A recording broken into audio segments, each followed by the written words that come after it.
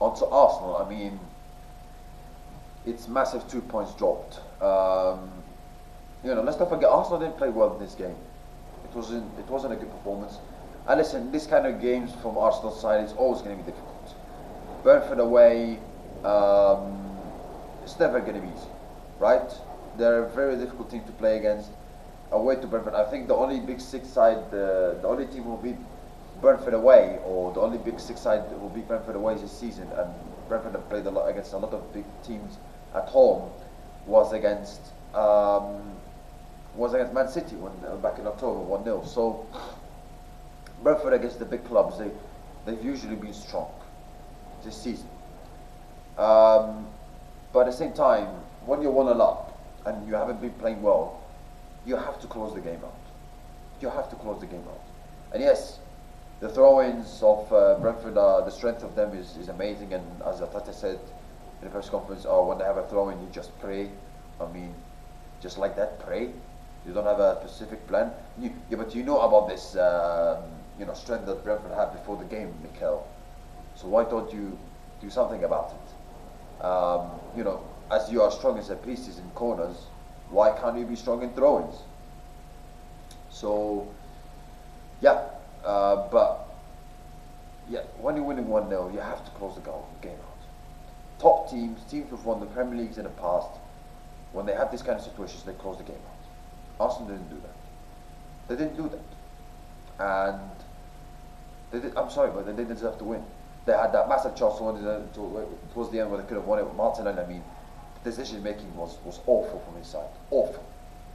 That chance he had. I mean, he should have done it better with his decision making, where he could round the keeper, or take an extra touch or shoot with his weak foot or something like that. But the decision making for him was terrible. And Arsenal performance was very poor.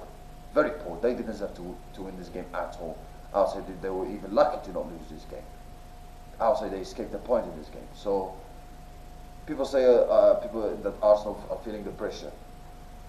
Maybe they're feeling the pressure. Maybe because of how City won against Liverpool and the manner they came back, and maybe it was a great chance for Arsenal's side to be 9 points clear if City had lost that game against Liverpool. And then Arsenal will have it in them. They have it in them, in their control. But at the same time, if you want to win the Premier Leagues, these are the kind of challenges that you have to overcome. And Arsenal have been in these kind of situations in the past, by the way. It's not like they are an underdog team or this is a very inexperienced team. No, this team have a better squad depth, and they have lessons learned, and they have experiences in the past of being in this kind of positions. So it should help them in the future. But instead, it gives them, and most of it probably comes for the fans, PTSD, which is understandable, because you are afraid of failure, you're afraid of fourth consecutive season finishing second, you're afraid of another season where you spend a lot of money and you still don't win in the Premier League, and maybe, who knows, they don't even win a trophy. Who knows? It's difficult to say. It's difficult to know with this Arsenal side, because they've been amazing this season. But when the going gets tough, against Nottingham, against United, against Brentford, they haven't done it. They haven't won. When games are cushy and no problem and it's fine, like against Leeds and Sunderland, they overcome the situation really well. When the going gets tough, they haven't dealt with it really well. I'm not saying Arsenal can't cope with the pressure. No, they can't cope with it. But the problem is that they need to stop this in their head. Oh, we've been in this situation in the past.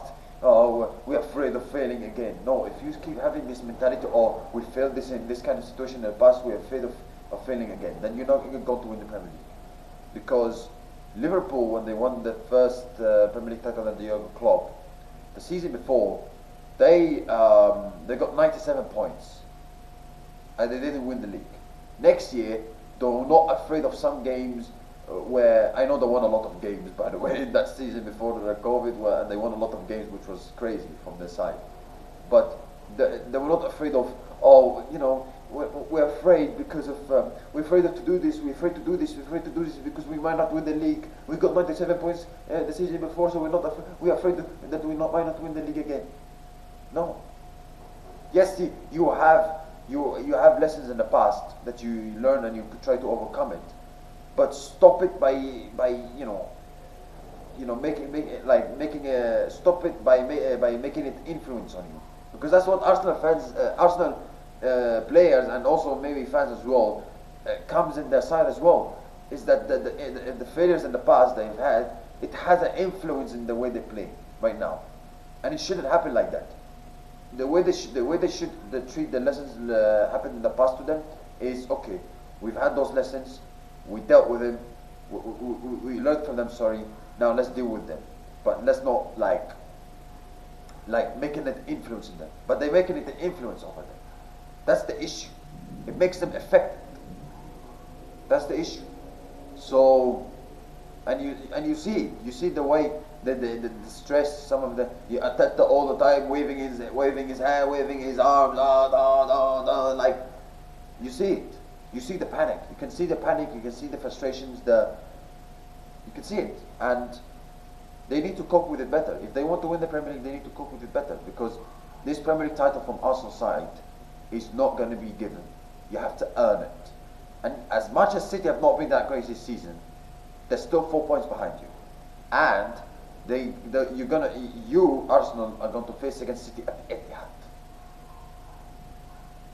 And you know, right now Arsenal are one game away, or a draw or a one-loss game away from being City in Man City's hands, basically. Listen, I might be overreacting here, but you know, I still think Arsenal should win the Premier League. I still think they are favourites to win the Premier League. But when you keep dropping points, and when you play for a draw against Liverpool, been absolutely terrible this season, I'm sorry, like, you're not helping yourself. You're not helping yourself. And when you are, listen, in set pieces, Arsenal are very, very strong. But not in every game you're gonna score. And Brentford dealt with those set pieces from Arsenal. And let's be honest, Arsenal's main goal scoring threat mostly comes from set pieces. Let's be honest, it mostly comes from set pieces. Yeah, you could say the Southern game where they scored 3 goals from open play. And listen, the way people say, oh, Arsenal only they score goals from set pieces. No, they can score goals from open play, but when they're at their best and when the going is easy.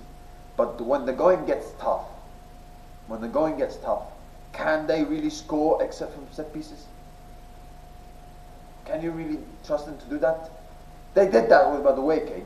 But at the same time, you have to do it more.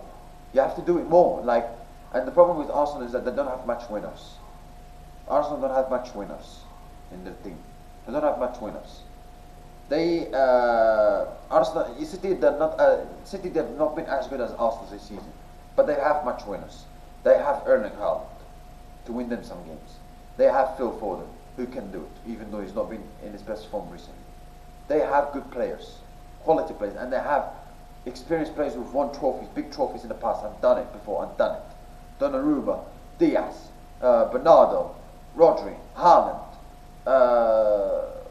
who else? John Stones, even though he's not been playing a lot of games.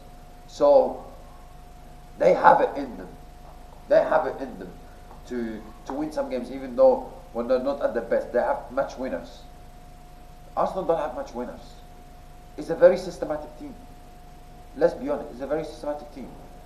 So I still think Arsenal should win the Premier League after having said all that, because they still have the squad, they still have the quality, they still have the players, and they have the squad, and they have everything. And this City side is not a great City side, let's be honest, even though they are right now, it's a kind of a resurgent City side, having been an incredible comeback being against Liverpool and winning 3-0 against Fulham. It's still not a great City side, but you keep giving them chances to City. And when towards the end, I still think Arsenal won the Premier League. But before they face each other on the 18th, 19th of April at the Etihad, and the gap is like 2 points still, I'm sorry, you have to back with the team who's done it before many times and done it, and not a team that is been in this kind of situations in the past and failed. I'm sorry.